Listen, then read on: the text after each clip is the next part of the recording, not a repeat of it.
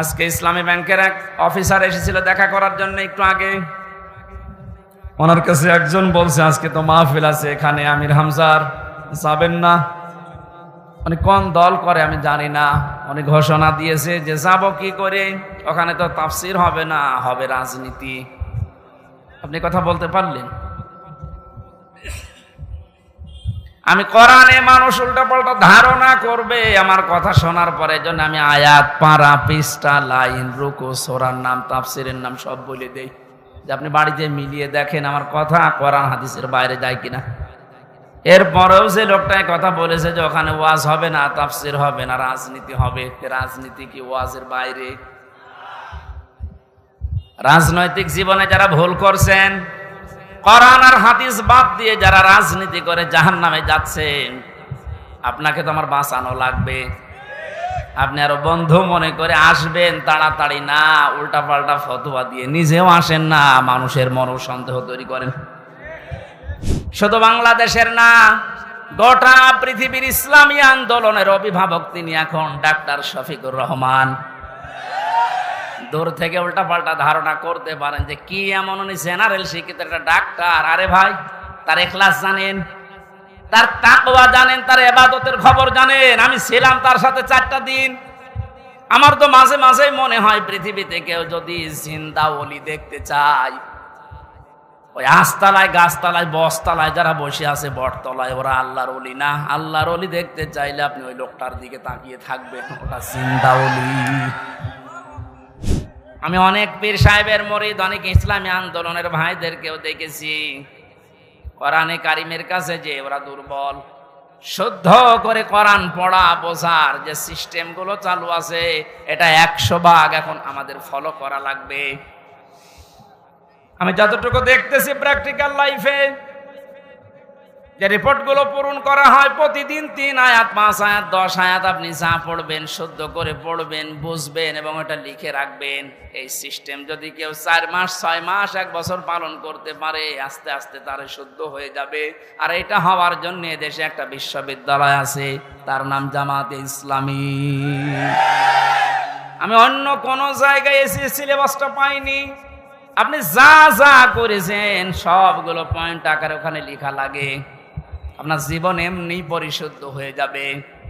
নিজেকে যদি পবিত্র করতে চান, পরিশুদ্ধ করতে চান, ফিরে আসেন। আহ্বান জানাচ্ছি, দাওয়াত দিচ্ছি। নয়তো আবার বলবেন যে আল্লাহ আমি দাওয়াত পাইনি। মানুষের মতো মানুষ হওয়ার জন্যে, দেশ প্রেমিক মানুষ হওয়ার জন্যে এই দেশে ওপেন বলছি, ইসলামী ছাত্র শিবির ছাড়া কোনো রাস্তা খোলা নেই। আপনি যদি চ্যালেঞ্জ দিতে চান, নিয়ে আসেন অন্য সংগঠনগুলো, আমি একটা শিবিরের ছেলেকে নিয়ে যাব, তামাম দুনিয়া সব নিয়ে আসেন। 100 ভাগ না হলে আমি 99 ভাগ গ্যারান্টি দিতে পারি। ওদের চরিত্র যদি 100 ভাগের 10 ভাগ ঠিক হয়, এর চরিত্র 100 ভাগের 70 ভাগ ঠিক থাকবে। চ্যানেলটি সাবস্ক্রাইব করে আমাদের সঙ্গেই থাকুন।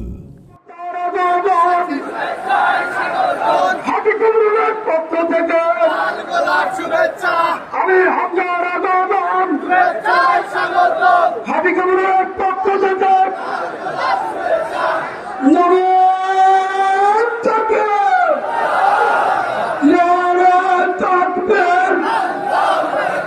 প্রধান ডক্টর আগমন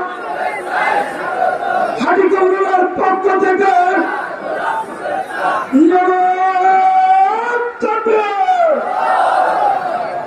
আজকের এই জলসার সম্মানিত মধ্যমণি, আজকের এই জলসার সম্মানিত প্রধান বক্তা মুফতি আমির হামজা, মুফতি আমির হামজা, নারায়ে তাকবীর, নারায়ে তাকবীর। প্রধান বক্তা আগমন হাজী কবরের পক্ষ থেকে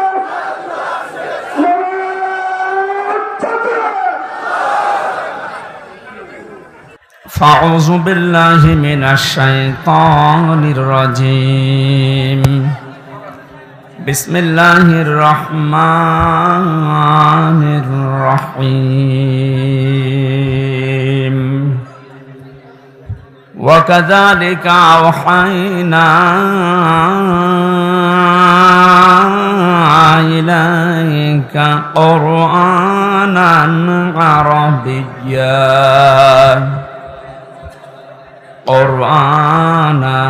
عربيا لتنذر أم القرى ومن حولها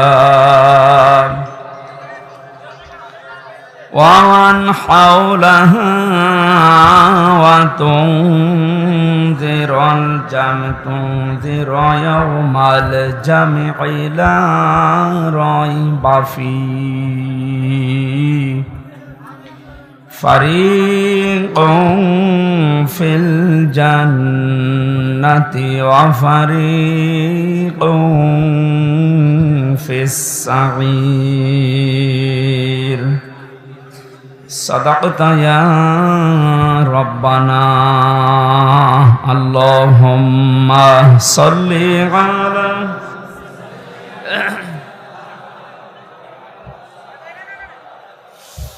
وآل سيدنا مولانا আলহামদুলিল্লাহ সিরাজগঞ্জ জেলার সলঙ্গা থানার অন্তর্গত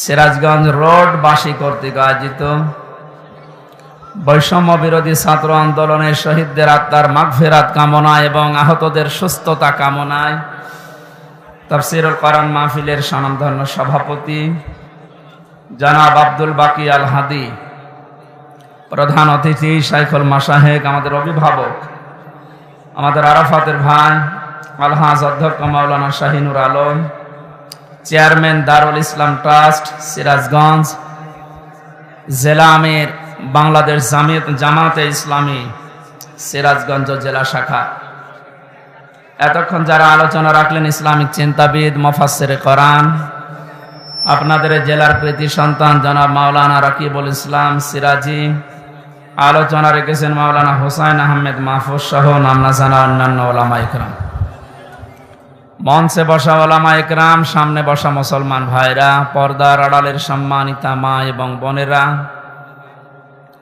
প্রশাসনের ভাইরা, আর বলা লাগছে না কারণ এটা না হলেও এখন চলছে। 5 তারিখের এই পর থেকে আজকের এই 1 তারিখ পর্যন্ত প্রায় 26-27 দিন হয়ে গেল। এই 26 দিনে যতগুলো অনুষ্ঠান করেছি একটাতেও কোনো পাহারাদার হিসাবে প্রশাসনের কাউকে লাগে না, অথচ কোনো জায়গায় বিশৃঙ্খলা হয়েছে আমি শুনিনি। তার মানে এর আগে এই যে 14 জায়গায় পারমিশনের নামে যে বিরক্ত করা হতো আমাদের, এটা একটা ষড়যন্ত্র। কোরআনে কারীম যেন মানুষ শুনতে না পারে, এর কাছে আসতে না পারে, তার একটা দুর্বিসন্ধি চলছিল। ওইভাবে যদি বারবার বিরক্ত করা হয়, মানুষ আস্তে আস্তে কোরআনের পথ থেকে সরে যাবে। এ বুদ্ধি দিয়েছিল উনি যে বলছিলেন আমার কুষ্টিয়ার একজন, এই লোকটা। এই 15 বছর বহু বুদ্ধি দিয়েছে, তার ভেতরে এই লোকটা একজন। আল্লাহ ধরা শক্ত ধরেছে ওই রকম করে। সুতরাং প্রশাসনের ভাইরা যারা এসেছেন আজকে, সবাইকে নিয়ে আল্লাহর দরবারে শুকরিয়া জানাই, যিনি আমাদেরকে কোরআন শোনার জন্য একটা শান্ত পরিবেশ তৈরি করে দিলেন। যদিও এখন শান্ত থাকার কথা না, কারণ এখন বৃষ্টি কাদার সময়, কখন বৃষ্টি নেমে পড়ে বলা যায় না। আল্লাহ আমাদের কিছু সময় যেহেতু এ পরিবেশ ফিরিয়ে দিয়েছেন, বলেন আলহামদুলিল্লাহ। কারো গুরুত্বপূর্ণ কথা আছে? আর এই আমার চাইতেও যদি গুরুত্বপূর্ণ কথা থাকে কোরআনের উপরে, তাহলে 30 সেকেন্ড সময় দিলাম, একটু বলেন দেখি। বলেন, আছে? এরপরে যদি কথা বলেন আপনারা এই জায়গায় তুলে দেবেন অবশ্যই ইনশাআল্লাহ। কোন জেলায় আসলাম? ঠিক আছে, আপনি একটু সতর্ক থাকবেন। এটা ইবাদত চলছে, এখানে বহু গুরুত্বপূর্ণ মানুষ আছে। তারা যে সময়টা এখানে দিচ্ছে, এই সময়টা বাইরে দিলে দুনিয়ার কিছু সম্পদ তাদের উপায় হতো। কথা বলে না কেন? এই যে ডাক্তার যারা বসে আছে বিভিন্ন, এই ডাক্তারগুলো যদি এখন অপারেশন করতো, ব্যবসায়িক কাজ যারা করে মোবাইলের মাধ্যমে, কম্পিউটারের মাধ্যমে, এরা যদি বাড়ি বসে বসে এখন এই সময়টা কাজে লাগাতো, বহু টাকা পয়সা উপায় করতে পারতো। কিন্তু এসেছে এই কারণে, কারণ এটা এখন সাধারণ অনুষ্ঠান না, এটা একটা ইবাদত। এটা কি চলছে বলেন তো? নিজের কর্মজীবন সব বাদ দিয়ে যদি নামাজ ইবাদত মনে করে আপনি যেতে পারেন 15 মিনিটের জন্য, এখানে 1 ঘন্টা সময় দিচ্ছেন, এইটাও নামাজের মতো ইবাদত। আফদালুল ইবাদাতি তিলাওয়াতুল কোরআন। নবীজি জানিয়েছেন যত নফল ইবাদত আছে সবচাইতে উত্তম নফল ইবাদত আল্লাহর কাছে কোরআনের আলোচনা। বিশ্বনবী মসজিদে নববীতে প্রবেশ করলেন, একবার দেখলেন কিছু মানুষ জিকির করছে। বাম দিকে তাকিয়ে দেখলেন কিছু মানুষ আল্লাহর কোরআনে কারিম নিয়ে আলোচনা করছে। বললেন 2 দলই ভালো কাজে আছে, তবে সবচাইতে উত্তম কাজে আছে তারা যারা কোরআন নিয়ে ব্যস্ত আছে। আমার আল্লাহ আমাকে এই মুহূর্তে নির্দেশ দিয়েছে যে কোরআনে কারিম নিয়ে যারা আলোচনা করছে আমি যেন শ্রোতা হয়ে ওই ময়দানে বসে পড়ি। সিরাজগঞ্জবাসী মুসলমান হিসাবে অবশ্যই উপলব্ধি করতে পারছেন যে অনুষ্ঠানের দাম এখন কত। নবীজি যদি এখন জীবিত থাকতেন আর এই সিরাজগঞ্জের এই গোল চত্বর দিয়ে যদি হেঁটে যেতেন, বিশ্বনবী নিজে কোরআনের সম্মানে এই ময়দানে এসে শ্রোতা হয়ে বসে পড়তেন। এরকম একটা জায়গায় আপনি বসে আছেন, মনে করবেন এই জায়গায় নবী বসতেন। জীবনের সর্বোচ্চ খুশি এখন আমরা, এই জন্য বলছি আলহামদুলিল্লাহ। বৈষম্য বিরোধী ছাত্র আন্দোলনের শহীদ, প্রথম শব্দটা লিখেছেন আপনারা শহীদদের আত্মার মাগফিরাত কামনায়। এই যে শব্দটা অনেক দামি শব্দ। শহীদ এক যাকে তাকে বলা যায় না। আমি ব্রাহ্মণবাড়িয়া থেকে আসার সময় দেখি রাস্তার পাশে এক কবরে ব্যানার টাঙানো আছে, শহীদ ধীরেন্দ্রনাথ দত্ত। হ্যাঁ, এই যে কোরআন শরীফ আমার সামনে, সত্য কথা বলছি। এই নাম শুনে বোঝা যাচ্ছে যে সাদার টাকা ভাগাভাগি করতেছে, মরে গেছে। কথা বলেন না কেন?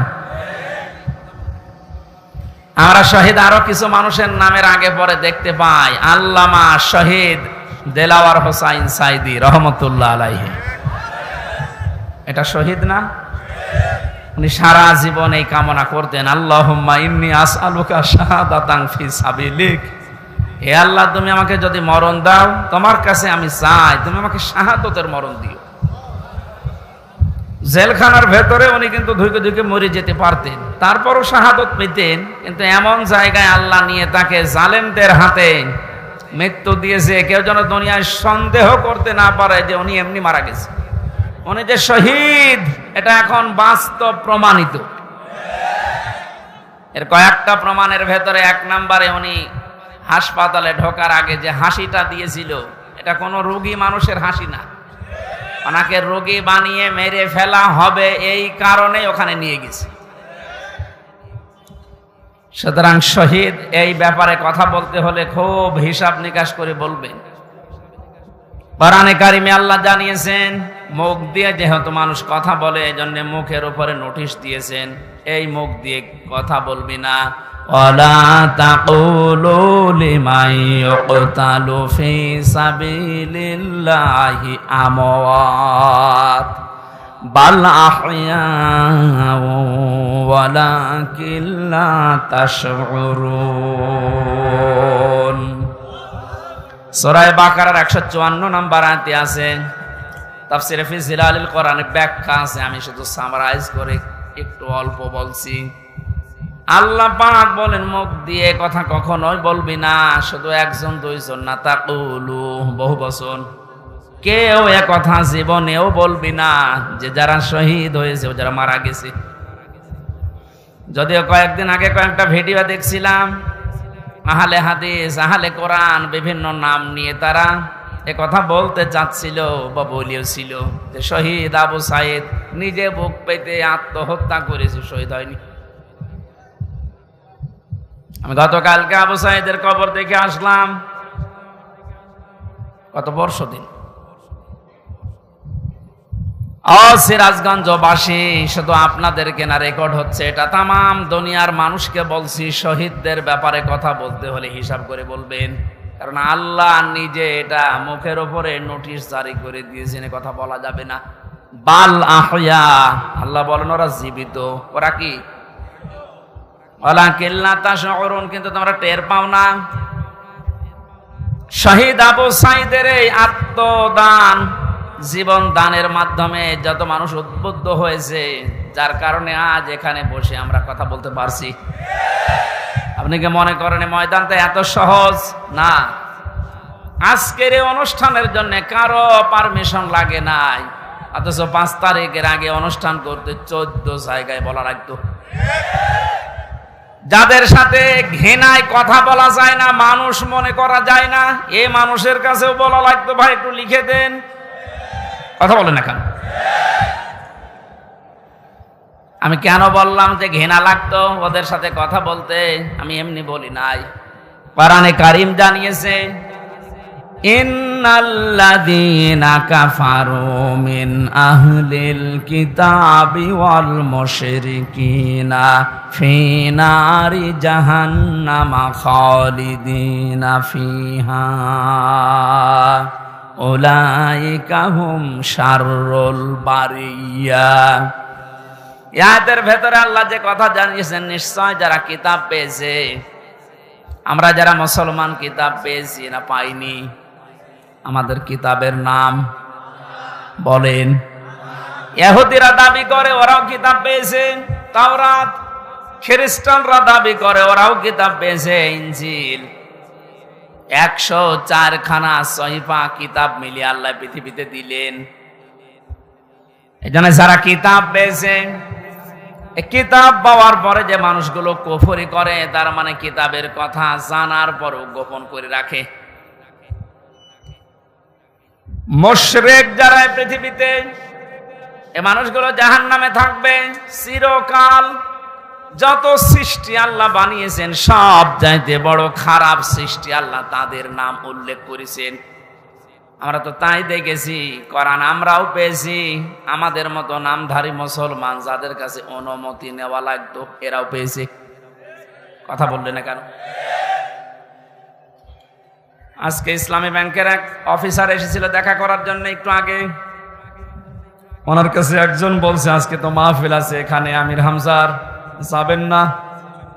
উনি কোন দল করে আমি জানি না, উনি ঘোষণা দিয়েছে যে যাব কি করে, ওখানে তো তাফসীর হবে না, হবে রাজনীতি। আপনি কথা বলতে পারলেন? আমি কোরআনে মানুষ উল্টাপাল্টা ধারণা করবে আমার কথা শোনার পরে, জন্য আমি আয়াত, পারা, পৃষ্ঠা, লাইন, রুকু, সূরার নাম, তাফসীরের নাম সব বলে দেই, যে আপনি বাড়িতে মিলিয়ে দেখেন আমার কথা কোরআন হাদিসের বাইরে যায় কিনা। এরপরেও যে লোকটাই কথা বলেছে যে ওখানে ওয়াজ হবে না, তাফসীর হবে না, রাজনীতি হবে, রাজনীতি কি ওয়াজের বাইরে? রাজনৈতিক জীবনে যারা ভুল করছেন, কোরআন আর হাদিস বাদ দিয়ে যারা রাজনীতি করে জাহান্নামে যাচ্ছেন, আপনাকে তো আমার বাঁচানো লাগবে। আপনি আরো বন্ধু মনে করে আসবেন তাড়াতাড়ি না, উল্টাপাল্টা ফতোয়া দিয়ে নিজেও আসেন না, মানুষের মনও সন্দেহ তৈরি করেন। যিনি কথা বলেছেন তিনি ভুল পথে আছেন। আপনি এখন যদি তাওবা না করেন যে ওখানে গেলে রাজনীতি হবে, তাফসীর হবে না, আপনি যদি একথা সজ্ঞানে বলে থাকেন, আপনার ঈমান নষ্ট হয়ে গেছে। কারণ রাজনীতি এই শব্দটা কোরআনে নেই। বলেন,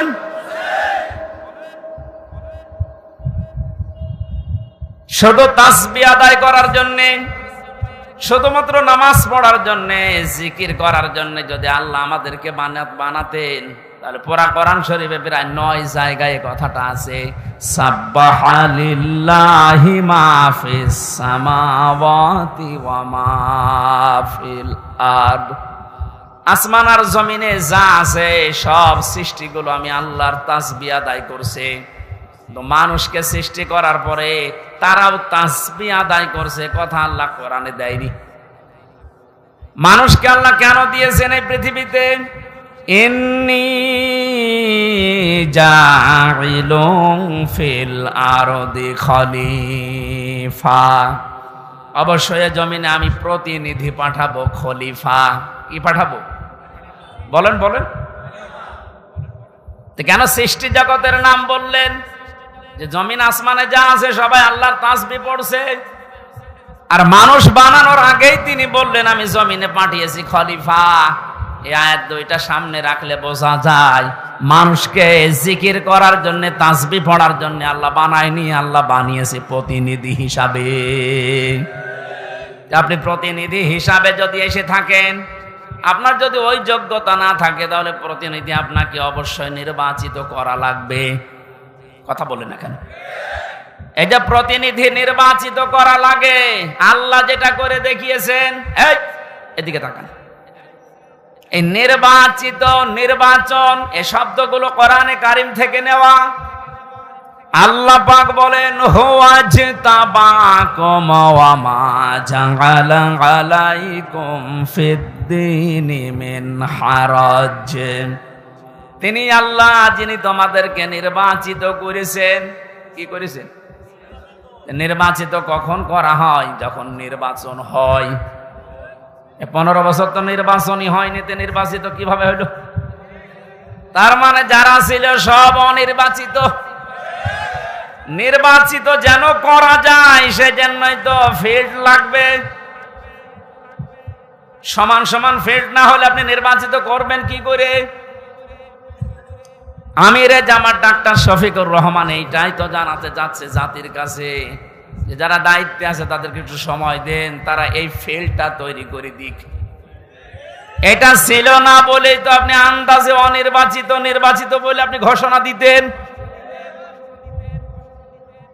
ফিল্ড যদি তৈরি না হয়, আপনি তো আবার ওইভাবে দিনের ভোট রাতে করে বলবেন আমিও নির্বাচিত। 4-5 দিন আগে এদেরকে দিয়ে একটা ষড়যন্ত্র চলছিল। নির্বাহী আদেশের মাধ্যমে আইন মন্ত্রণালয় থেকে যারা দায়িত্বে আছে, বিনা ভোটে, বিনা নির্বাচনে 900 ভোটে যে মানুষগুলো আন্দাজে নির্বাচিত হয়েছি বলে ঘোষণা দিয়েছিল, একবারে উপজেলা চেয়ারম্যান, মেয়র সব বাদ দিয়ে দিয়েছে। ওই মানুষগুলো শুরু করেছিল, না আমরা তো নির্বাচিত। কিসের নির্বাচিত? তোমাকে ফেল তৈরি করেছিলে। আমার তো মনে হয় এদেরকে যারা সাহায্য সহযোগিতা করেছে এই ভোটে দাঁড়ানোর মাধ্যমে নাম দিয়ে, এরা অপরাধী, কারণ এরা নির্বাচিত করতে দেয়নি। এজন্য এ দলও আছে, ও দলও আছে, সব দিকে আছে। জাতীয় পার্টির নাম ধরে বলছি, এদের শাস্তি আরো বেশি হওয়া দরকার। কেউ রাজি হয় না, আর তুমি আগে আগে চলে গেলে মানে? আল্লাহ বলছেন হুয়াজতাবাকুম, তিনি নির্বাচিত করেন। নির্বাচন না হলে উনি নির্বাচিত করবে কি করে? আর নির্বাচিত করার জন্য আল্লাহ প্রতিনিধিদের মাধ্যমে এটা তৈরি করেছেন। আমরা এখন নির্বাচিত করব কাদের, সেই কথা আল্লাহ কোরআনে দিয়েছেন। আমার নিজেরও মনে হচ্ছে যা বলছি সবই তো রাজনীতি। আসলে এইটাই রাজনীতি। আপনি যেটা করতেন কোরআন হাদিস বাদ দিয়ে, ওটা দুর্নীতি। আর আমি কোরআন দিয়ে যেটা প্রমাণ দিয়ে বলছি আপনাকে বাঁচানোর জন্য, এইটাই আসল রাজনীতি। কাকে নির্বাচিত করবেন? কোরআনে কারীম জানিয়েছে সূরা নিসা 5 নম্বর পারার 6 নম্বর পৃষ্ঠার 9 নম্বর লাইনের 59 নম্বর আয়াতে আছে, প্রথম অংশে পাবেন। এটা তাফসিরে ইবনে কাসিরেও আছে, ফি জিলালিল কোরআনেও আছে। ব্যাখ্যাগুলো লম্বা করে বলতে গেলে সময় যাবে, আর কণ্ঠ পারবে না। এই জন্য আমি খুব সামারাইজ করছি, বোঝার জন্য বলছি। ইয়া আইয়ুহাল্লাযীনা আমানু আতিউল্লাহা ওয়া আতিউর রাসূলা ওয়া উলিল আমরি মিনকুম। এখানে আলেম বসে আছে, যারা এখানে বসেন কোরআন হাদিস তারা একটু খেয়াল করবেন, যারা বসেন না তারা আরে অ্যাক্টিভ হবেন, যেন বাড়ি গিয়ে মিলাতে পারেন। আল্লাহ ডাক দিয়েছেন ইমানদারেরা, আমার আনুগত্য করো, আমার রাসূলের আনুগত্য করো। আর তোমাদের ভেতরে যারা উলিল আমর, নেতৃত্ব দেয়, নেতা যারা, তাদেরকেও মেনে চলো। প্রশ্ন আমার এখানে, আতিউ এটা ফেল, ভার্ব, এটা ক্রিয়া। এই শব্দটা আল্লাহ নিজের নামে, রাসূলের নামে দিয়েছেন, কিন্তু উলিল আমরের আগে দেয়নি। এই কথা বলেন না কেন? শুধু জি বলা না, এটা নিয়ে যাওয়া লাগবে যা একটা বাড়িতে, তাহলে ওই যেই লোক ইসলামী ব্যাংকের অফিসারের কাছে বলেছে যেখানে রাজনীতি হবে ও জীবনের কথা বলবে না। আতিউ শব্দটা আল্লাহ নিজের নামে রসুলের নামে দিলেন, উলিল আমরের আগে দেয়নি। কেন দেয়নি? কারণ আল্লাহ রসুলকে মানা লাগবে, কোনো প্রশ্ন করা যাবে না। কথা বলে না কেন? কিন্তু উলিল আমর যদি মেনে চলতে হয়, যেহেতু ওনারা আল্লাহকে তো আপনি এখানে পাচ্ছেন না, রাসূলকে পেয়েছিলেন কিন্তু এখন নেই, কিয়ামত পর্যন্ত তো উনি আসবেনও না, কিন্তু উলিল আমর তো আসবে। এই জন্য উলিল আমরকে যদি আপনি মেনে চলতে চান, দেখতে হবে উপরে বর্ণিত এই দুইটা আছে কিনা, আল্লাহ রসুলকে ওই লোকটা মেনে চলে কিনা। আপনি যাকে নেতা মানবেন, যার নেতৃত্বে চলবেন, যাকে আপনি নির্বাচিত করবেন, আমি এই শব্দগুলো কি বানাচ্ছি? হুয়া জিতাবাকুম, এ জিতেবা মানে নির্বাচিত করা। নির্বাচন না হলে নির্বাচিত করা যায় না। আল্লাহ তাহলে নির্বাচনের মাধ্যমে নির্বাচিত করেছেন আমাদেরকে। কোটি কোটি মানুষেরা উম্মত হওয়ার জন্য আশা পেশ করেছিল, আকাঙ্ক্ষা, কিন্তু আল্লাহ তাদের বাছাই করেনি। আল্লাহ শুধু আমাদের মতো মানুষগুলোকে উম্মতে মুহাম্মদী নির্বাচিত করেছেন। সুবহানাল্লাহ বলতে পারেন? মুসা নবীর মতো, ঈসা নবীর মতো এত বড় পাওয়ারফুল নবীরা আকাঙ্ক্ষা করেছিল যে আমরা নবী হয়েছি ভালো, কিন্তু নবী না হয়ে যদি মুহাম্মদুর রাসূলুল্লাহর উম্মত হতে পারতাম তারপরও ভালো হতো। আল্লাহ বলেন না। একজনেরটা কবুল হয়েছিল হযরত ঈসার, এজন্য তিনি আসবেন দুনিয়ায় আবার নবী হয়ে না, উম্মত হয়ে। মুসা নবীর মতো এত বড় নবীর দোয়া কবুল আল্লাহ করেননি যে না তোমারটা হবে না। আপনি টের পাচ্ছেন যে নির্বাচিত হয়ে আমরা কত দামি জায়গায় আছি। বাংলার মুসলমানেরা, আজকে এই ওয়াজটা যদি আপনি বাড়ি নিয়ে যেতে না পারেন, এরকম ওয়াজ 1 বছর পরে একদিন না, প্রতিদিন 24 ঘন্টা হলেও আপনার কোনো কাজ হবে না। এই জন্য আতিউ শব্দটা আল্লাহ দেওয়ার কারণে আল্লাহ রসুলকে মানতে গিয়ে আপনি কোনো প্রশ্ন করতে পারবেন না, বুঝে আসুক আর না আসুক। হয়তো আপনার স্বল্প জ্ঞানে বুঝে আসছে না, কথা বলেন না কেন? তা আল্লাহ আপনার চাইতে ভালো বোঝে না? কিন্তু উলিল আমর যারা, এদেরকে মানতে হলে মাস্ট বি, অবশ্যই দেখা লাগবে লোকটা আল্লাহ রসুলকে মেনে চলে কিনা। যদি মেনে চলে তাকে মানা ফরজ, যদি মেনে না চলে তাকে মানা হারাম। হযরতে সাদ ইবনে আব্দুল্লাহ ইবনে সাদ রাদিয়াল্লাহু তাআলা আনহু বিবাহ করার পরে খোরমা বিলি করলেন, মিষ্টি বা খোরমা খেজুর। মোনাজাত কমপ্লিট হয়ে গেছে, বিয়ে শেষ, বাসর ঘরে যাবেন, হঠাৎ করে এক কাছের চিঠি নিয়ে এসেছে, ডাক দিয়ে বলে আব্দুল্লাহ খলিফাতুল মুসলিমিন হযরত ওমর চিঠিটা পাঠিয়েছে। উনি চিঠি খুললেন, ওখানে লেখা দেখলেন, ও আব্দুল্লাহ যেখানে থাকো আমি রাষ্ট্রের দায়িত্বে আছি, ওমর আমি তোমার উলিল আমর বলছি, যেখানে থাকো চিঠি পাওয়ার পরে সঙ্গে সঙ্গে দেখা করো, তোমার জিহাদের ময়দানে পাঠাবো। উনি মুরব্বীদেরকে জিজ্ঞাসা করলেন, মুরব্বীরা বলে হ্যাঁ আপনি যান, কিন্তু বাসরটা শেষ করেন।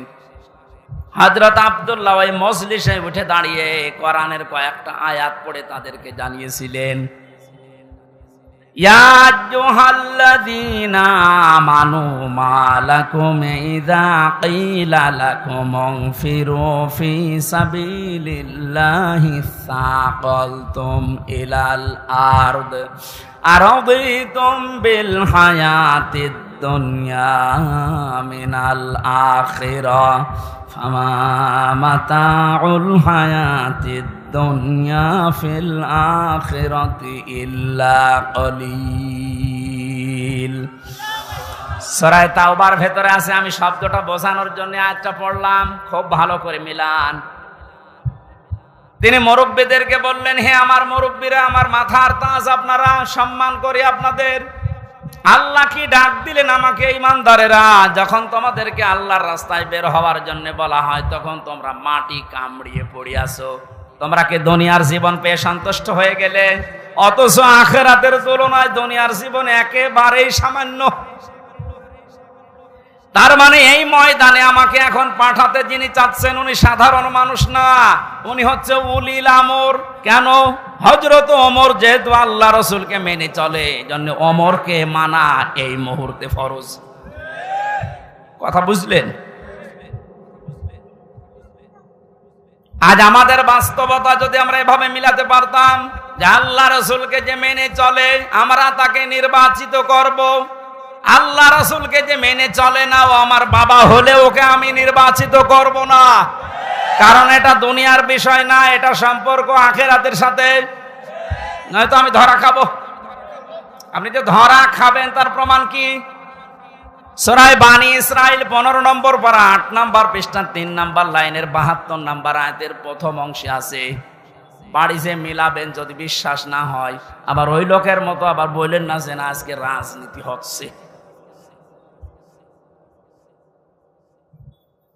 ইয়াউমা নাদউ কুল্লা উনাসিম বিইমামিহিম। আল্লাহ পাক বলেন কিয়ামতের দিন আমি প্রতিটি মানুষকে বিচারের দ্বিতীয় স্টেপে, প্রথম স্টেপে ডাকবে একা একা, আর দ্বিতীয় স্টেপে প্রতিটি মানুষকে আল্লাহ ডাক দেবে তার নেতার সাথে। কার সাথে? আগে নেতা, এরপরে কর্মী। এটা রেকর্ড হয়ে সারা বাংলাদেশে কালকে ছড়িয়ে যাবে। 18 কোটি মানুষের দায়িত্ব নিয়ে এখন আমি বলছি, কান খাড়া করেন দেশের মানুষেরা। কোরআনের চোখ, হাদিসের চোখ লাগিয়ে দেখতে পাচ্ছি আপনি জাহান্নামে যাচ্ছেন। আপনার নিজের বিবেকের কাছে বলেন তো, কিয়ামতে প্রতিটি মানুষকে আল্লাহ যেহেতু তার নেতার সাথে তুলবে, যেই নেতার আদর্শ আপনি মেনে চলেন, যাকে নির্বাচিত করবেন বলে আপনি ভোট দেওয়ার সিদ্ধান্ত নিচ্ছেন, আপনি নিজে থেকেই বলেন ওই লোকটা যদি কিয়ামতে আপনার সামনে দাঁড়ায় আপনি তার পেছনে।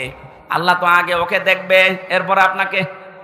আপনার কি মনে হয় ওর যা অবস্থা, ওর যা চরিত্র, ওর যা সুরত সিরাত, ওরে দেখলে আল্লাহ মাফ করবে বলে মনে হয়? দেখলেন? বলছেন না তো এখনই ধরা খাবে।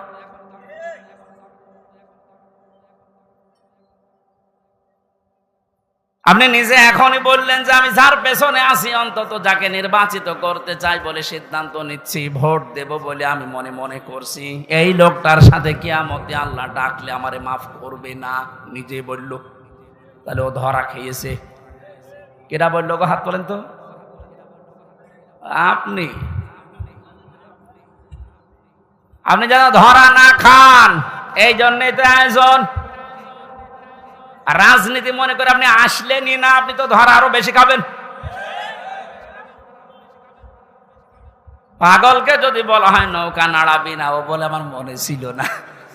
আরে ভাই আমি তো আজকে কবরের ওয়াজ করবো বলে এসেছিলাম, আপনি কি মনে করে দিলেন?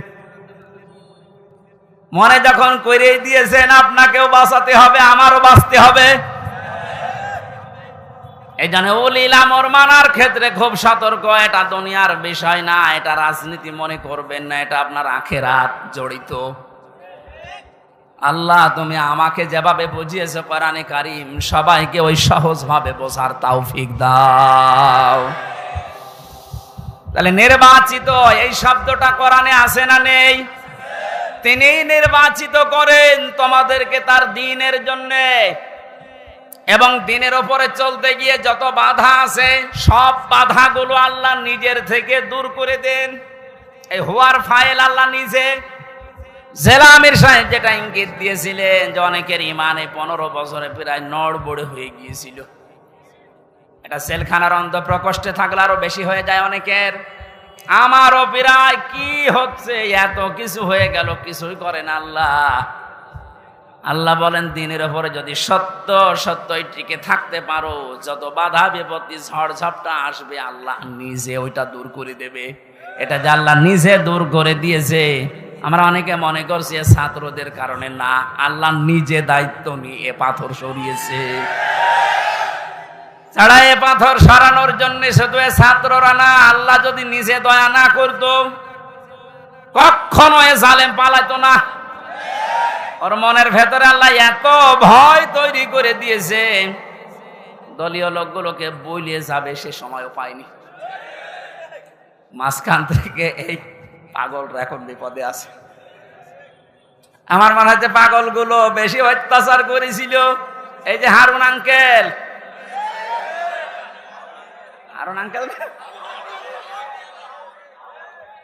ওনার নাম এখন সারা পৃথিবীতে জানে, 3 ইঞ্চি। কি নাম দিয়েছে, মহিলারাও 3 ইঞ্চির খবর নেই। মেয়ে লোক সেও বলে 3 ইঞ্চি, ধরা পড়িস।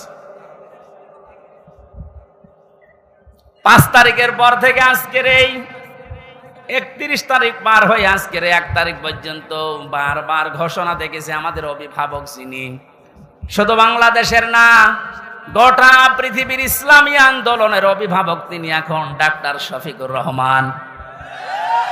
দূর থেকে উল্টাপাল্টা ধারণা করতে পারেন যে কি এমন উনি জেনারেল শিক্ষিত একটা ডাক্তার। আরে ভাই, তার ইখলাস জানেন, তার তাকওয়া জানেন, তার ইবাদতের খবর জানেন। আমি ছিলাম তার সাথে 4টা দিন।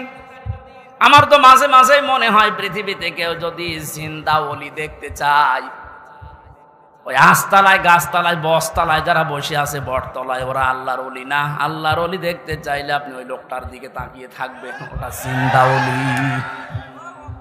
তার ইবাদতের মারটা আপনি খোঁজ পাবেন না। এই যে সকাল বেলায় এই 65 বছরের একটা মুরব্বী মানুষ সকাল বলতে রাত 4:30টার সময় ডাক দেয়, ওই সময় হাতে হ্যান্ডকাপ দিয়ে পায়ে বেড়ি দিয়ে কোর্টে নিয়ে যাচ্ছে।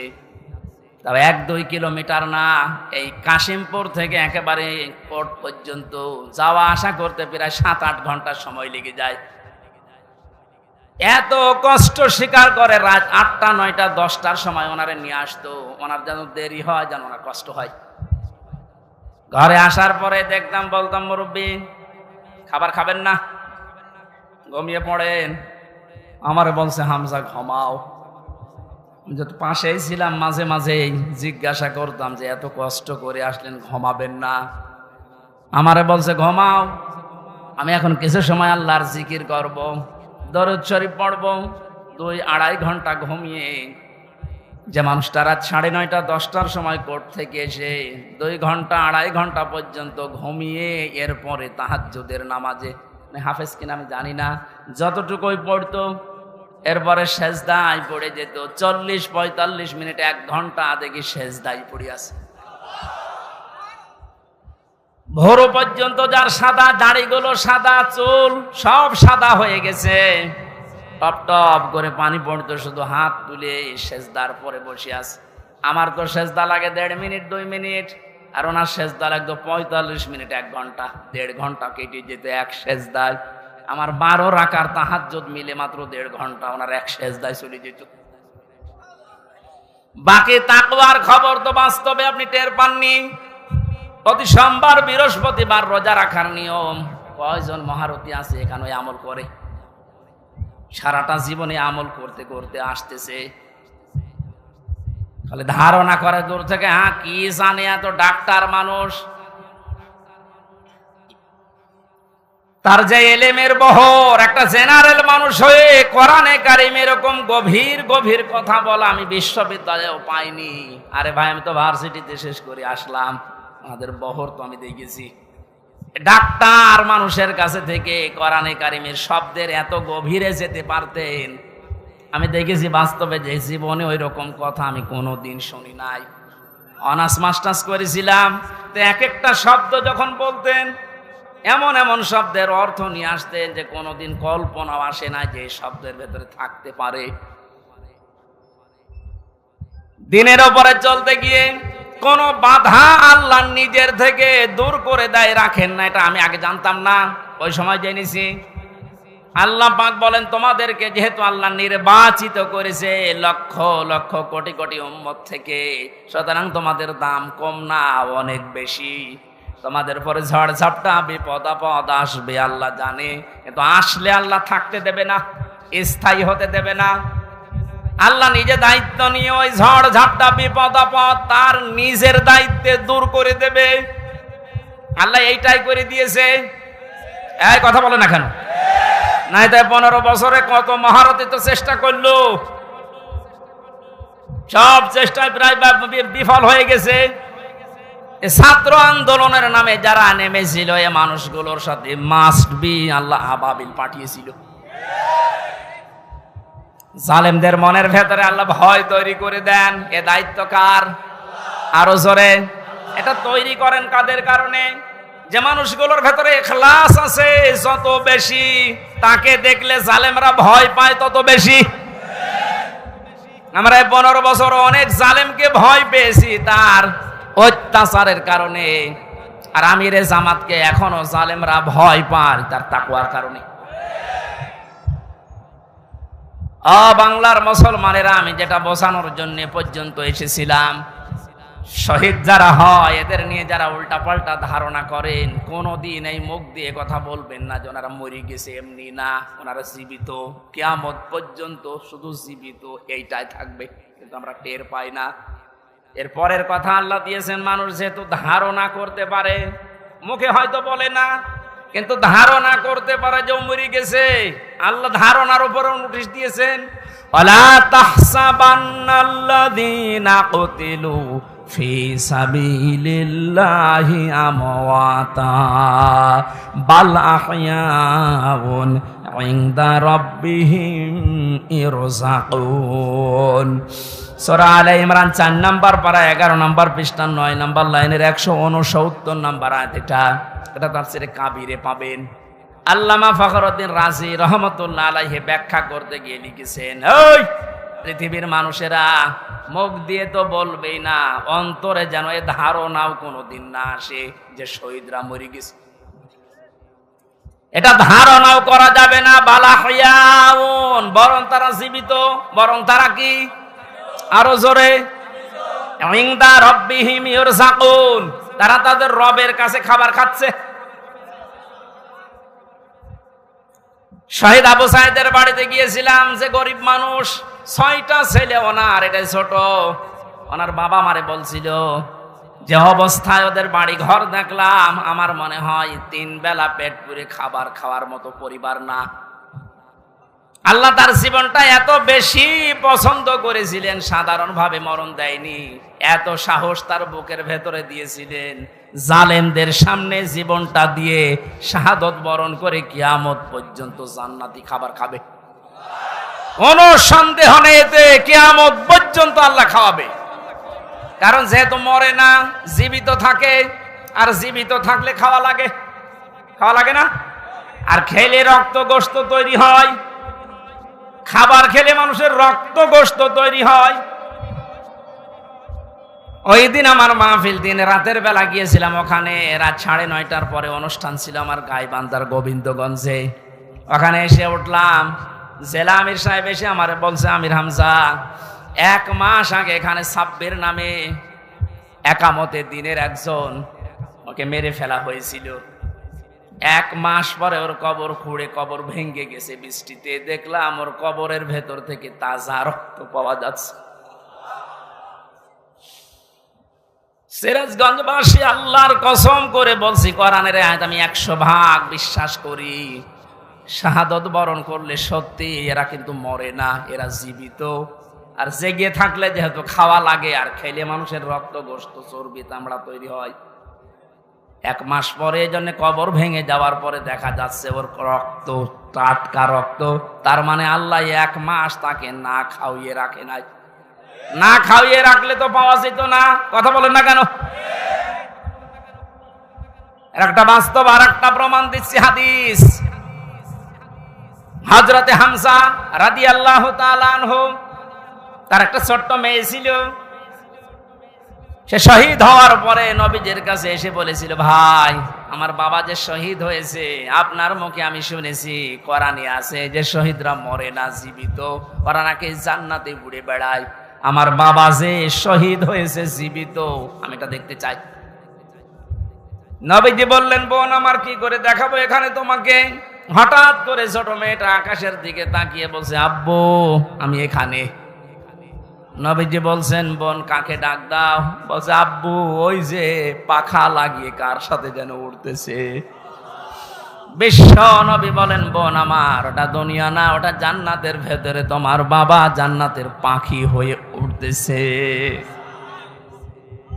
এই লোকটাকে 70 টুকরা করা হয়েছিল, এক লজ্জা স্থান কেটে 3 টুকরা করেছে।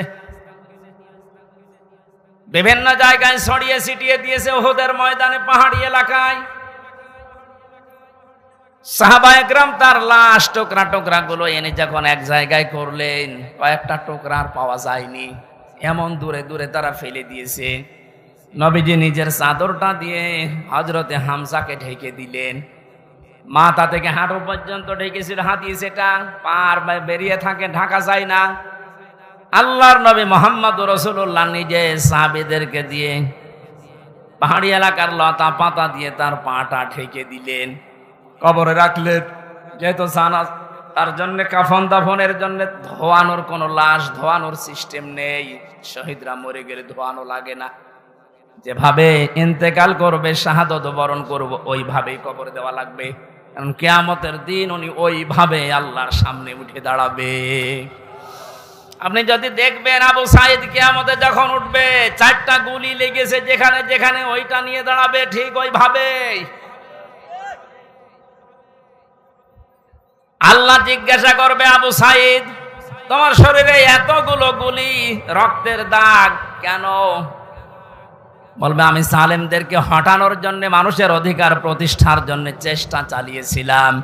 শেষ পর্যন্ত জালেমরা আমার বুকে, আমার পেটে, আমার মুখের উপরে গুলি লাগিয়েছে।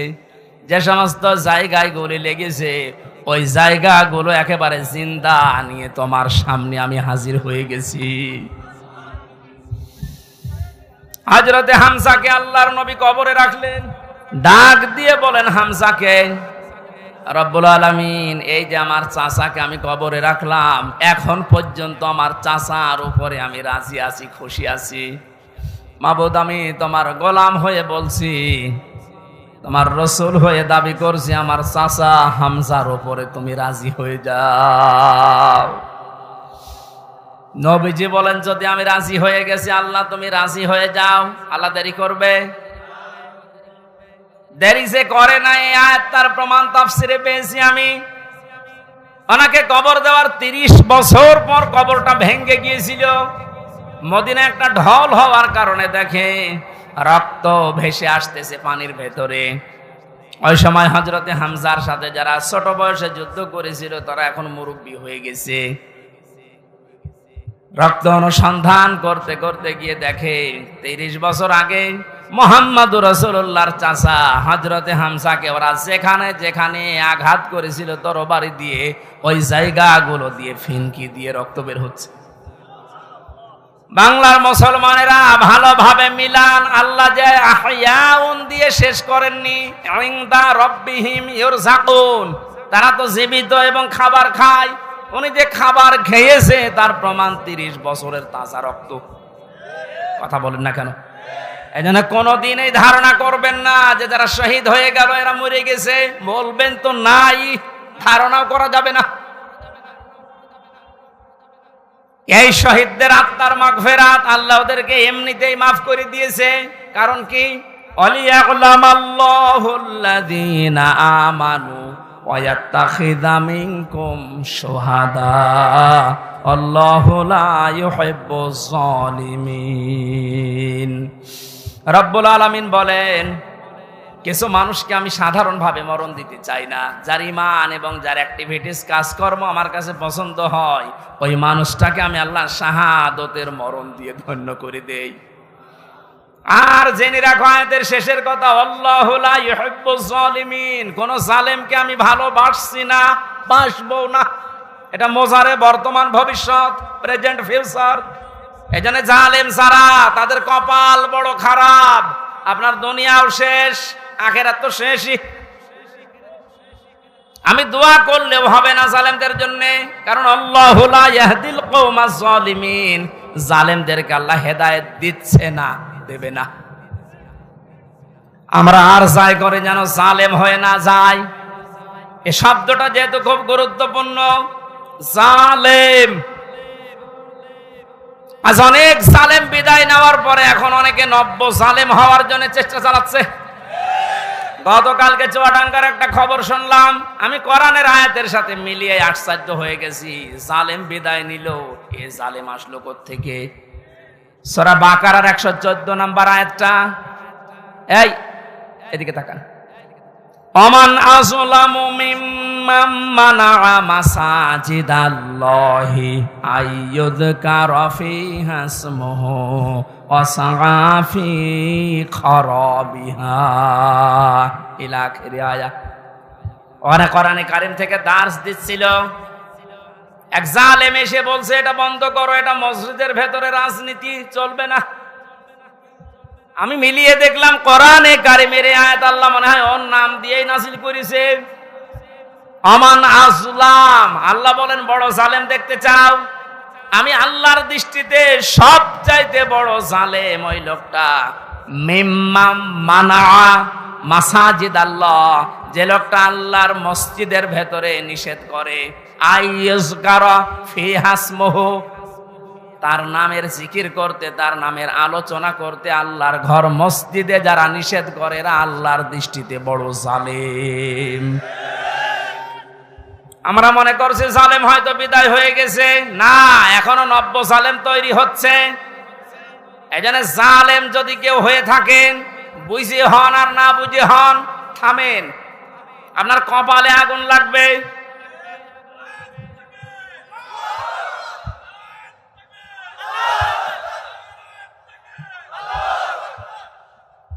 এটা সূরা শুআরার ভেতরে আছে, শেষ নাম্বার আয়াত। আল্লাহ বলেন অতি শীঘ্রই জালেমরা তাদের পরিণতি, তাদের আশ্রয়স্থল দেখতে পাবে। এই জালেমরা যেমন আজ দেখতে পাচ্ছে, এত বড় দরবেশ কেউ দেখলাম জুলুম করার ফল কি? দাড়ি কেটেও বাঁচতে পারে না। আল্লাহ বলেন জালেমদেরকে আমি ধরি, কারণ জালেমের বিরুদ্ধে আমার মামলা। কার মামলা? শব্দটা লক্ষ্য করেছেন? জালেমের বিরুদ্ধে হামজা মামলা দেবে না, জালেমের বিরুদ্ধে মামলা দেবে কে? ডাক্তার শফিকুর রহমান আজকেও ঘোষণা দিয়েছে কুষ্টিয়ায় যে আমরা সবাইকে সাধারণ ক্ষমা করে দিলাম, কিন্তু যে পরিবারগুলো অত্যাচারিত হয়েছে তারা যদি এখন অত্যাচারের প্রতিশোধ নিতে গিয়ে কিছু করে, ওইটার জন্য আমরা দায়ী না। শব্দটা তো আসলে ঠিক, কারণ ওয়াইন আকাবতুম ফাআকিবু বিমিসলি মা উকিবতুম বি। আল্লাহ বলেন যতটুকু অত্যাচারিত হয় প্রতিশোধ অতটুকু নিতে পারবা। আমার তো যতটুকু মনে হচ্ছে এতটুকু নিলেও জালেমরা দুনিয়ায় টিকে থাকতে পারবে না। আপনাকে ব্যারিস্টার আরমানের মতো 8 বছর যদি মাটির নিচে ওই কবরের ভেতরে রাখা যায়, আপনি যত বড় জালেম হন এমনি মরে যাবেন। আল্লাহ তো বলেছে যতটুকু করেছে অতটুকু করো, আপনি পারবেন?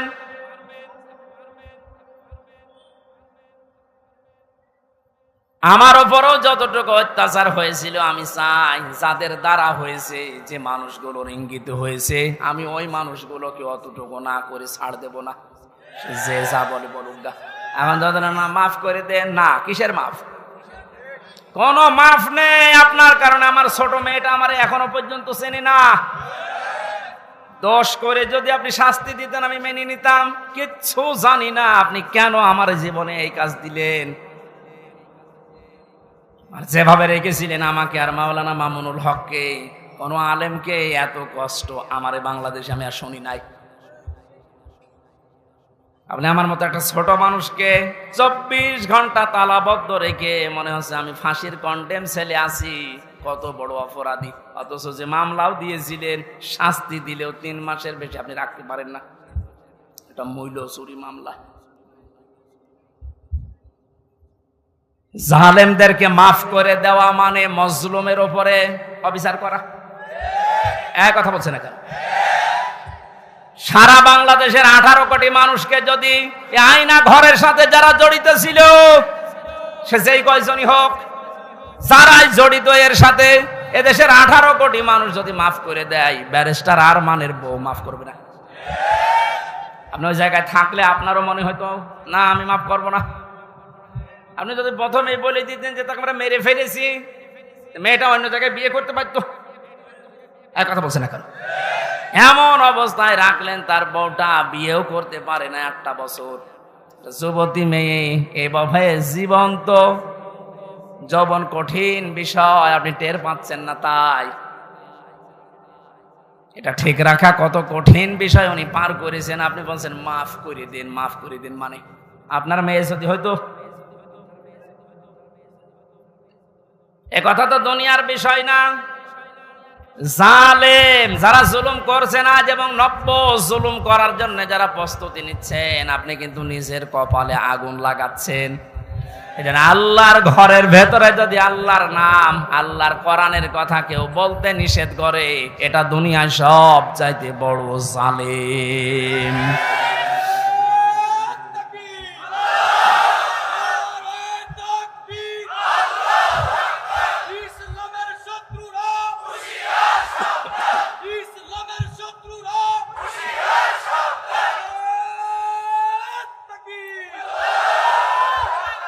এবার একটা কঠিন আয়াত বলছি, খুব ভয়ঙ্কর এটা। আমি যে জালেম জালেম জালেম বলছি বারবার, কেন জানেন? কারণ জালেমদের বিরুদ্ধে আল্লাহ নিজে অভিযোগ দায়ের করবেন, নিজে মামলা ঠুকে দেবেন। ইন্নামাস সাবিলু আলাল্লাযীনা ইয়াযলিমুনান নাস। সূরা শুরার 42 নম্বর আয়াত প্রথম অংশে আছে, আল্লাহ পাক বলেন অবশ্যই আমি আল্লাহ নিজে মামলা দেব জালেমের বিরুদ্ধে, যারা মানুষ হয়ে মানুষের উপরে জুলুম করেছে, অত্যাচার করেছে। এজন্য বাংলার জালেমেরা আপনার দুনিয়ার জীবন শেষ, আর আখিরাত তো আপনি আল্লাহর মামলার আসামি। যিনি বিচারপতি, যিনি রায় দেবেন, তিনি যদি মামলার বাদী হয়, আপনি তো একেবারে সরাসরি খালাস পেয়ে যাবেন। বলেন না কেন? আমার মামলার যারা আসামি, যারা বাদী ছিল, যারা আমার মামলার যারা বাদী ছিল, তারা টাকা পয়সা বহু খেয়েছে আকিস গ্রুপের কাছ থেকে। গত পরশু দিন আকিসের মালিক আমারে বলছে, হুজুর আপনাকে আমরা চাকরি দিয়েছিলাম আমাদের মসজিদের খতিব হিসাবে, ওই শয়তানরা আপনাকে পেছে ফেলে আমাদের কাছে কয়েক কোটি টাকা 5 তারিখের আগ পর্যন্ত নিয়েছে। যদি 5 তারিখ না আসতো, ওরা এখনো টাকা নিত। আমার মামলার আয়োজক লোকটা মেজানুর রহমান, টেকের হাটে বাড়ি। আমার মনে হয় ওরে পেলে পিটিয়ে মানুষ জনগণ মেরে ফেলবে। আর বাকিগুলোর নাম একবার বলেছিলাম ওই কুষ্টিয়ার এক মাহফিলে। তারা পরের দিন বলছে, হুজুর আর নাম বললেন না, কিছু হলে কিন্তু আমরা মারা পড়ে যাব। কেমন ভয় আছে জালেমরা দেখেন। তবে এই যে লোকটা, এই লোকটা 5 তারিখের আগের দিন 4 তারিখ রাত্রে টাকা নিয়েছে। এই মামলার আয়ুটা ও এখন নাই, থেমে গেছে। আমার মনে হয় 5 তারিখ বাংলাদেশে না আসলে ও শয়তান এখনো টাকা নিত।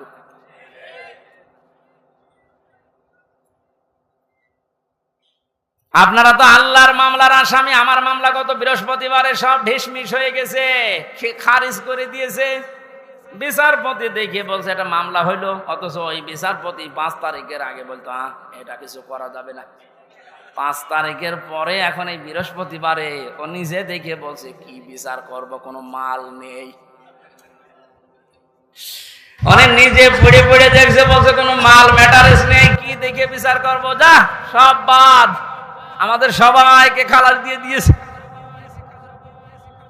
এই যে খালাসি যখন দিয়ে দেবেন, 3 বছর আপনি বিনা কারণে জেল খাটালেন, কোন কারণে?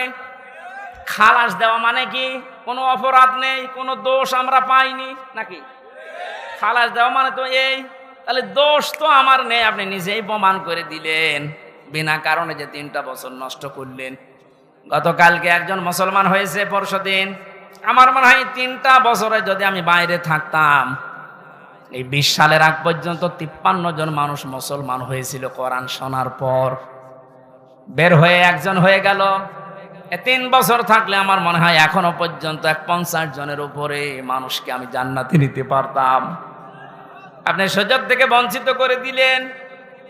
এজন্য জালেম যারা, তারা হামজার মামলার আসামি না। হামজার মামলার আসামি তো হবে নেই। কিয়ামতে আমি না পাপ করলে আপনি জান্নাত যেতে পারবেন না। আর সবচাইতে বড় দুঃখ আপনার জন্য, আপনি আল্লাহর মামলার আসামি। আল্লাহ আমাদের হেফাজত করুন জালেম হওয়া থেকে, বলেন আমিন। আমিরে জামাত শুধু একবার একটু ইঙ্গিত দিয়েছে, এক জালিমের হাত থেকে মুক্তি পেয়েছি, আর কোন জালিম যেন আমাদের মাথার উপরে বসতে না পারে। আর অনেকের এখন দেখছি চুলকানি আরম্ভ হয়ে গেছে। কোন কারণ আপনার চুলকানি আসবে? আপনি কি জালেম? তার মানে আপনি নিজের থেকেই মনে মনে ভাবছেন যে আমি এগুলো করছি, সামনেও করব, আপনিও জালেম। ঠাকুর ঘরে কে রে? আমি তো কলা খাই। অনেকে আপনার নাম বলে বলেছে?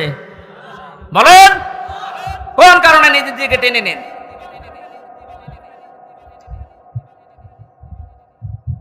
পাপ যদি পূর্ণ হয়ে যায় তখন কিন্তু আল্লাহ আর ছাড় দেয় না।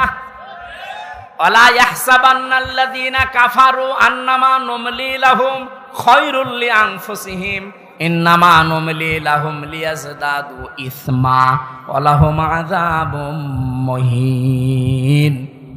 কাফেররা ধারণা করে আমাদের চেয়ার যে বসে আছি, ক্ষমতার চেয়ার, এর নড়ন চড়ন নেই, এটা মনে হয় আল্লাহ ভালোবেসে আমাদেরকে দিয়েছে। আল্লাহ বলেন না, ওরা মনে করে আমাদের কল্যাণের জন্য চেয়ার, আমরা যা করছি সবই তো বৈধ। আল্লাহ বলেন তোদেরকে তোদের পাপের বোঝাটা পরিপূর্ণ করার জন্য আমি আল্লাহ চেয়ারে বসিয়ে রেখেছি। ওরা সর্বশেষ পাপের বোঝা পরিপূর্ণ করেছে ইসলামী আন্দোলন, একামতে দিন, জামাত ইসলামকে নিষিদ্ধ করার মাধ্যমে। এটা না করলে পাপের বোঝা পরিপূর্ণ হচ্ছিল না। যেই শয়তানগুলোর পরামর্শ এটা করেছিল, শয়তান এখন সব ডিম খাচ্ছে, সবগুলো ডিম খাচ্ছে, পচা ডিম। কথা বলে না কেন? লিয়াজদাদু ইসমা, ওদের পাপের বোঝা 5 তারিখের আগ পর্যন্ত পূরণ হয়নি। যেই করেছে 1 তারিখে, 4 তারিখের ভেতরে আল্লাহ সব কমপ্লিট করে। আল্লাহুম আযাবুম মুহিন, ওদের জন্য অপমানজনক শাস্তি। এর চাইতে আর কত অপমান হবে বলেন? বলছিলেন না জাজেলামের যে কেক মারছে, আমার মনে হয় আমরাও সুযোগ পাচ্ছি না, সুযোগ পেলে আমরাও 2-1টা দিতাম। কারণ আপনারা যা করেছেন আমার সাথে, কম বেশি এই দেশে যদি 10 জন আলেমকে পরিস্থিতির দিক থেকে, এলেম আমল না, শুধু পরিস্থিতির দিক থেকে 10 জন মানুষকে সারা বাংলাদেশে চেনে, তার ভেতর আমি একজন। এটার ভেতর থেকে শুনতে শুনতে আসে যে হামজা বলে একজন আছে। গাড়িতে আসার সময় মায়ের কোলে বসে বসে কি খাচ্ছে, চিপস খাচ্ছে, আর বলছে ওই যে হামজা যাচ্ছে। তার মানে ও পেটের ভেতরে শুনে এসেছে যে হামজা নামে একজন আছে। এইরকম একটা পরিচিত মানুষের সাথে আপনি আমার মাজায় দড়ি দিয়ে, মায়ের ভেতরে বেড়ি দিয়ে, তাও ডান্ডা বেড়ি, হাতের ভেতরে আপনি হ্যান্ডকাপ দিয়ে, কালো কাপড় দিয়ে চোখ বেঁধে আপনি 11 ঘন্টা টাঙিয়ে রাখলেন, আপনি মানুষ।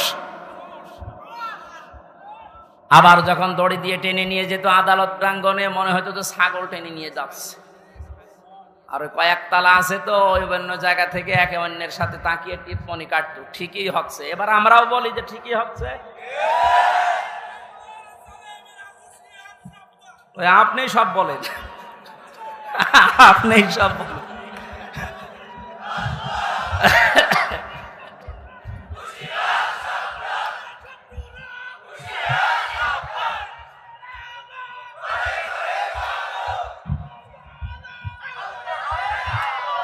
আলহামদুলিল্লাহ ভাই,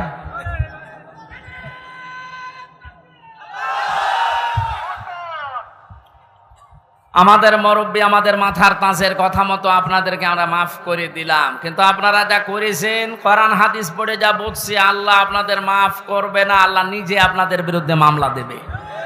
এজন্য জালেম যারা এবং জালেম এখন যারা নতুন করে হচ্ছেন, আপনারা আল্লাহর মামলার কেসের আসামি। খুব গুরুত্বপূর্ণ বিষয় এটা, খেয়াল করে জীবন চালাবেন। যে মানুষগুলোর আত্মার মাগফিরাত এবং রূহের আহত মানুষদের সুস্থতায় কামনায় তাফসির মাহফিলের আয়োজনে, বিশাল আয়োজনে যারা আঞ্জাম দিয়েছে, যারাই খেদমত করেছে এত বড়, আল্লাহ প্রত্যেককেই তাদের মনের কামনা বাসনা পূরণ করুন। আমরা বারবার বলছি, আমরা কিন্তু এখনো পর্যন্ত বিজয় অর্জন করতে পারি নাই, আমরা শুধুমাত্র স্বাধীন হয়েছি কেবল। আমরা জুলুম মুক্ত হয়েছি, এখনো পুরোপুরি না, ষড়যন্ত্র তো থেমে নেই। এই জন্য আসল বিজয় হবে তখন যখন দেখব কোরআনে কারিম দিয়ে 56,000 বর্গ মাইল চলছে। কারণ এই দেশটায় 53 বছরে বাবা চালিয়েছে, স্বামী চালিয়েছে, চাচা চালিয়েছে, বুবু চালিয়েছে, ভাবি চালিয়েছে, সবই আমি না দেখিয়ে মুরব্বীরা দেখিয়েছে। এক কথা বলে না কেন? শুধুমাত্র এখন দেখতে বাকি আছে এইটা দিয়ে চললে কেমন লাগে। এইটা দিয়ে যেন সংসদ চলে, দেশটা চলে, দেখতে চান না?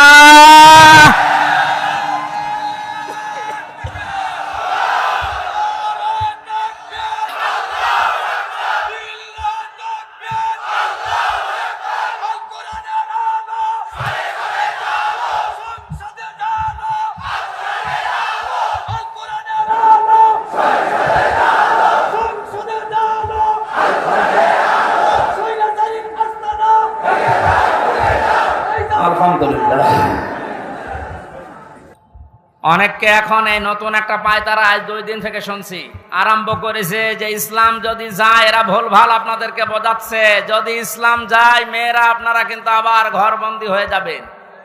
এই জুজুর ভয় দেখিয়ে লাভ নেই, মেয়েরা এখন বুঝতেছে। আপনি স্ট্যাটাস গুলো পড়েন ফেসবুকে, অধিকাংশ মেয়েরা এখন বলতে চাচ্ছে ইসলাম আসলে আমরা মায়ের কোলে থাকবো। আমিরে জামাত ঘোষণা দিয়েছে যদি আল্লাহ আমাদেরকে কবুল করেন, মেয়েরা যে নিরাপত্তা পাবে কিয়ামত পর্যন্ত এই দেশের মেয়েরা ভুলতে পারবে না যে আবার কোরআন বাদে অন্য কিছু আসুক। আমরা ওইটা দেখাতে চাই, দেখাবো ইনশাআল্লাহ। কোরআনের সূরা সূরা, সূরা মানে সংসদ, সূরা মানে কি? যেহেতু সংসদ নির্বাচন সামনে আসছে, সংসদ নির্বাচন করার জন্য যে 7টা পদ্ধতি আছে, 7টা গুণ দেখে দেখে নেতা নির্বাচন করা যায়, ওই কথাগুলো আল্লাহ সূরা সূরার ভেতরে দিয়েছেন। আমরা মাত্র একটা আয়াত পড়েছি, আয়াতের নাম্বারও 7। কত? আমরা সবকিছু বাদ দিয়ে সরাসরি কোরআনের এই আয়াতে যাচ্ছি। আল্লাহ পাক বলেন ওয়াকাযালিকা আওহাইনা ইলাইকা, আমি এইভাবেই করে এই হে নবী আপনার প্রতি ওহী নাজিল করেছি। এই আয়াত নাজিল করা দেখে বোঝা যাচ্ছে এর আগেও আল্লাহ বিভিন্ন নবীদের উপরে ওহী দিয়েছিলেন নাকি? ধারাবাহিকতায় বিশ্ব নবীও পেয়েছেন। আল্লাহর নবীকে আল্লাহ যেটা দিলেন কোরআনান আরাবিয়্যা, নবীকে যে আল্লাহ ওহী দিয়েছেন তার নাম আরবি কোরআন। কি কোরআন? এই ভাষাটা যেহেতু আমাদের মাতৃভাষা না, এই জন্য আমাদের কাছে একটু কঠিন লাগে, কিন্তু পৃথিবীতে সবচাইতে সহজ ভাষা আল্লাহ জানিয়েছেন আরবি ভাষা। ওহী যেহেতু কোরআনে কারীম আরবি ভাষা এসেছে, মুসলমানেরা আমাদেরকে এখন ইমানের দাবি অনুযায়ী আরবি ভাষায় শুদ্ধ করে কোরআন শিখতেই হবে, মাস্ট বি। আমি অনেক পীর সাহেবের মুরিদ, অনেক ইসলামী আন্দোলনের ভাইদেরকেও দেখেছি কোরআনে কারীমের কাছে যে ওরা দুর্বল। শুদ্ধ করে কোরআন পড়া বোঝার যে সিস্টেমগুলো চালু আছে, এটা 100 এখন আমাদের ফলো করা লাগবে। আমি যতটুকু দেখতেছি প্র্যাকটিক্যাল লাইফে, যে রিপোর্টগুলো পূরণ করা হয় প্রতিদিন 3 আয়াত 5 আয়াত 10 আয়াত আপনি যা পড়বেন শুদ্ধ করে পড়বেন, বুঝবেন এবং এটা লিখে রাখবেন। এই সিস্টেম যদি কেউ 4 মাস 6 মাস 1 বছর পালন করতে পারে, আস্তে আস্তে তার শুদ্ধ হয়ে যাবে। আর এটা হওয়ার জন্য দেশে একটা বিশ্ববিদ্যালয় আছে, তার নাম জামাতে ইসলামী। আমি অন্য কোন জায়গায় এসে সিলেবাসটা পাইনি। আপনি যা যা করেছেন সবগুলো পয়েন্ট আকারে ওখানে লেখা লাগে। আপনার জীবন এমনি পরিশুদ্ধ হয়ে যাবে। নিজেকে যদি পবিত্র করতে চান, পরিশুদ্ধ করতে চান, ফিরে আসেন। আহ্বান জানাচ্ছি, দাওয়াত দিচ্ছি। নয়তো আবার বলবেন যে আল্লাহ আমি দাওয়াত পাইনি। এই জন্য দাওয়াত দিয়ে দিলাম। যদি বিশ্ববিদ্যালয়ে পড়ার ইচ্ছা থাকে, আপনি মূর্খ মানুষ হন, অসুবিধা নেই। বিশ্ববিদ্যালয়ে যদি পড়াশোনা করার মন মানসিকতা থাকে, ইচ্ছা থাকে, বাংলাদেশ জামাতে ইসলামীতে আপনি যোগ দিয়ে পড়া দেখবেন বিশ্ববিদ্যালয়ের মতো। আপনার জীবন ঠিক ওই ধাঁচে গড়ে তুলবে। একটা মানুষ সব দিক থেকে পারদর্শী হয়, অথচ লোকটা দেখেন ডাক্তার। আজকে কুষ্টিয়াতে ভাষণ দেওয়ার সময় তিনি উদাহরণ দিচ্ছিলেন, উনি কিন্তু একটা সার্জন ডাক্তার, অপারেশন করতেন।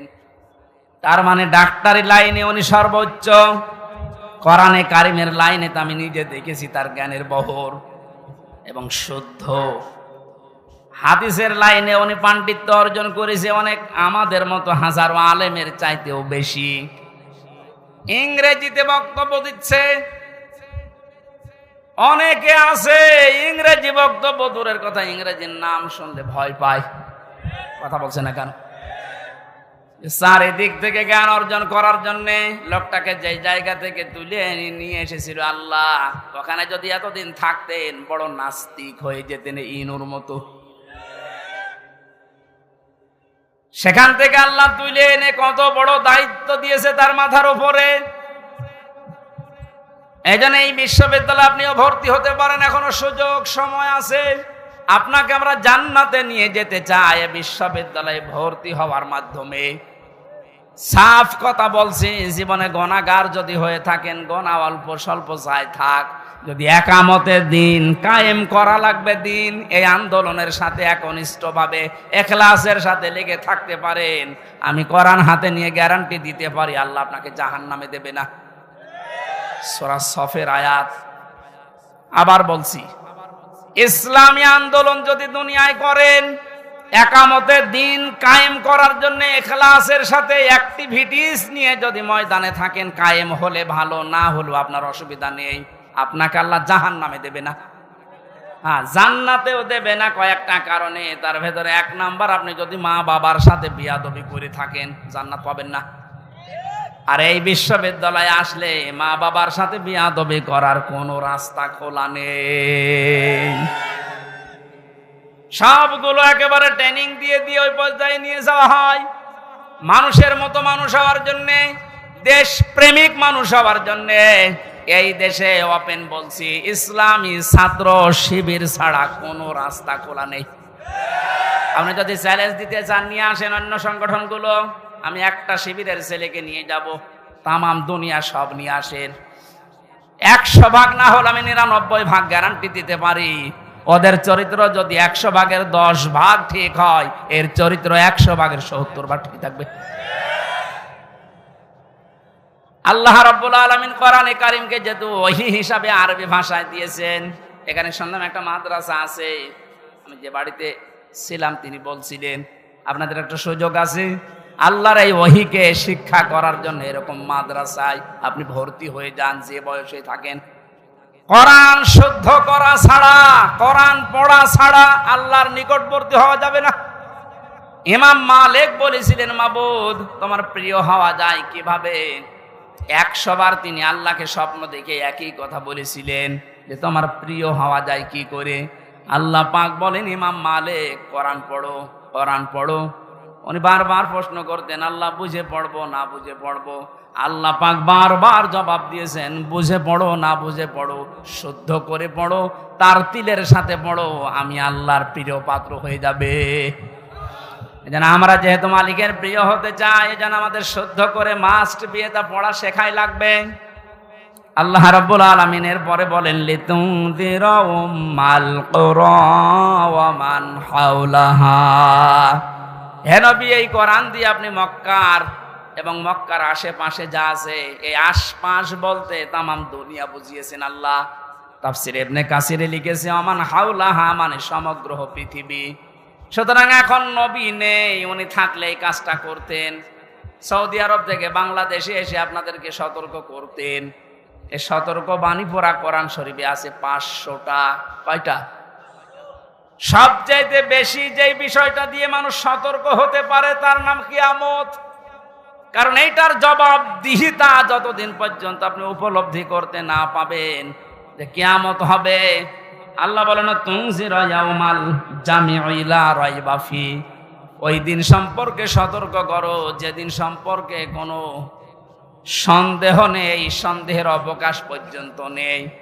মানুষের জীবন পরিচ্ছন্ন হওয়ার জন্য 8টা মাধ্যম আছে, তার 1 নাম্বার মাধ্যম এইটা যে যত বেশি জবাব দিতে হবে, আল্লাহর দরবারে দাঁড়াতে হবে, এরকম টেন্ডেন্সি যত বেশি তৈরি করবে তার জীবন তত বেশি পরিচ্ছন্ন হবে। খলিফাতুল মুসলিমিন হযরত আবু বকর সিদ্দিক রাদিয়াল্লাহু তাআলা আনহুকে তার স্ত্রী উম্মে রোমানা ডাক দিয়ে বললেন, স্বামী আমার, বাইতুল মালে যিনি দায়িত্বে আছে খাজানচিতে, অর্থমন্ত্রীকে আপনি বলেন আগামী মাস থেকে যেন আগামী মাসের যে বেতন আছে ওটা যেন অ্যাডভান্স আমাদেরকে দিয়ে দেয়। উনি বললেন, কেন? ছেলে আপনার পায়েস খেতে চেয়েছে, পায়েসের টাকা আমাদের কাছে নেই। চলে গেলেন বাইতুল মালে, ডাক দিয়ে বললেন আমার কিছু টাকা পয়সা লাগবে, যেহেতু এ মাসের টাকা আমি নিয়েছি, আগাম মাসের টাকা আমার অ্যাডভান্স দিয়ে দেন। বাইতুল মালে যিনি দায়িত্বে ছিলেন তিনিও ওই রকমই তেল মারা মানুষ না। তিনি ডাক দিয়ে বললেন, খলিফা টাকা আমি আপনাকে আগাম মাসের দিতে পারি, আপনি আগামী মাস পর্যন্ত বেঁচে থাকবেন, ওইটা লিখে দেন। উনি বলছে টাকা আমার লাগবে না। বাড়িতে যে স্ত্রীকে বলছে, স্ত্রী আমি পারলাম না, আমাকে এই কথা শুনিয়েছে। স্ত্রী ধৈর্যশীল ছিলেন, ধৈর্যশীলা বললেন ঠিক আছে, আপনি যখন পারলেন না, যেভাবে চলছে সংসার চলতে দেন। 15 দিন পর তিনি পায়েস রান্না করে দিয়েছে। হযরতে আবু বকর বললেন, স্ত্রী পেলে কোথায়? আপনাকে বলেছিলাম, আপনি তো অপারগতা প্রকাশ করলেন, আপনি পারেননি। আমি প্রতিদিন 1 মোট 1.5 মোট করে তুলে রাখতাম এই আটা চাউল যাই বলেন। এই 15 দিন তুলতে তুলতে প্রায় 2 কেজি হয়ে গেছে। ওটা পাশের বাড়িতে বিক্রি করে আমি আজকে এই পায়েসের ব্যবস্থা করেছি, কোনো উল্টাপাল্টা কাজ করিনি। উনি বললেন ঠিক আছে, সন্তান আব্দুল্লাহ ভালো করে খাও। দৌড় দিয়ে চলে গেলেন বাইতুল মালের খাজানচির কাছে, বললেন বাইতুল মালের দায়িত্বে আছো, অর্থমন্ত্রী, আগামী মাস থেকে আমার বেতন যদি 12,000 টাকা দিতে থাকো তো 2,000 টাকা কম দিও। কেন? কারণ 10,000 টাকা হলেও আমার সংসার চলে, এটা আমি দেখেছি। আমার মনে হচ্ছে এই যে কিয়ামতের জবাব দিতে হবে, টেন্ডেন্সি তার ভেতরে কোন পর্যায়ে ছিল আপনি বলেন। আর 1628 জন মানুষ দায়িত্বে আছে, দায়িত্বে যে সরকার আছে থাক, এর এই 1628 জন মানুষ শুধু এখন যদি আবু বকরের মতো এই চিন্তা নিয়ে দেশটা চালায়, আমার মনে হচ্ছে 16 ঘন্টায় এই দেশটা একেবারে রোল মডেল হয়ে যাবে। এতদিন যারা রোল মডেল করেছিল, কি মডেল দেখিয়েছেন আপনি? কি মডেল দেখিয়েছেন? এটা একটা জরিপ পেলাম আজকে, এটা শোনালে আপনার মাথা খারাপ হয়ে যাবে। অবশ্য 2009 সালে পিলখানার নির্মম হত্যাকাণ্ড, আমার সাথে 1500 জন মানুষের, তার ভেতরে আমার মনে হয় 900 মানুষকে তো আমি পরিচয় করেছিলাম বিডিআর বিদ্রোহের নাম দিয়ে।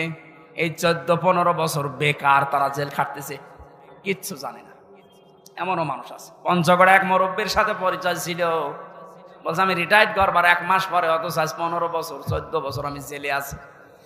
2013 সালে হেফাজতের কর্মীদের শাপলা চত্বরে যে নির্মম হত্যাকাণ্ড, 2014 সালে একক নির্বাচন, 2018 সালে কোটা আন্দোলনকারীদের নির্মম নির্যাতন, 2018 সালে নিরাপদ সড়ক আন্দোলনকারীদের নির্মম নির্যাতন, 2018 সালের নির্বাচনী গায়েবী ভোট, বিরোধী দলীয় নেতা কর্মীকে গুম, খুন, হত্যা এবং আয়নাঘর, 11 লক্ষ কোটি টাকা বিদেশে পাচার, তার ভেতরে এক দরবেশী 36,000 কোটি টাকা,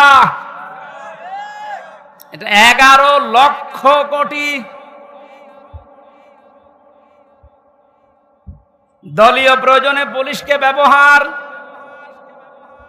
বাক স্বাধীনতা কেড়ে নেওয়া, সর্বশেষ 2024 সালে কোটা আন্দোলনের নামে গণহত্যা। এর একটা অস্বীকার করতে পারবেন? আমি দেয়নি, বিবিসি দিয়েছে জরিপটা।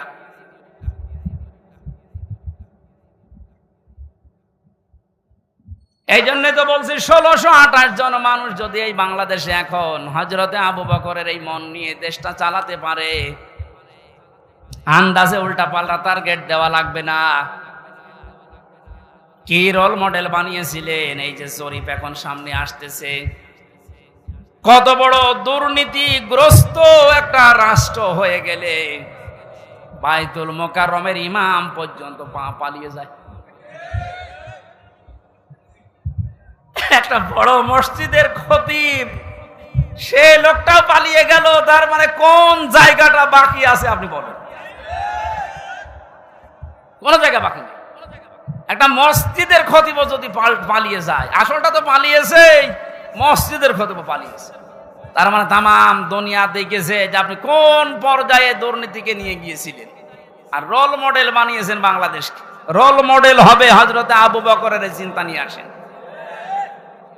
যে আমার 8,000 10,000 টাকা হলে মাস চলে যায়, অর্থমন্ত্রী আগামী মাস থেকে তুমি 2,000 কম দিও। কিয়ামতে জবাব দিতে হবে। বিশ্বাস যত বেশি তৈরি হবে আপনার জীবন পরিচ্ছন্ন হবে। ফারিকুন ফিল জান্নাতি ওয়া ফারিকুন ফিস সাঈর। একদল মানুষকে আল্লাহ জান্নাতে প্রবেশ করাবে, একদল মানুষকে জাহান্নামে দেবে। সুতরাং যাদেরকে জান্নাতে দেওয়ার ঘোষণা দিচ্ছেন, আল্লাহ যেন এই দলে শামিল হওয়ার তৌফিক দেন, আমিন। আল্লাহ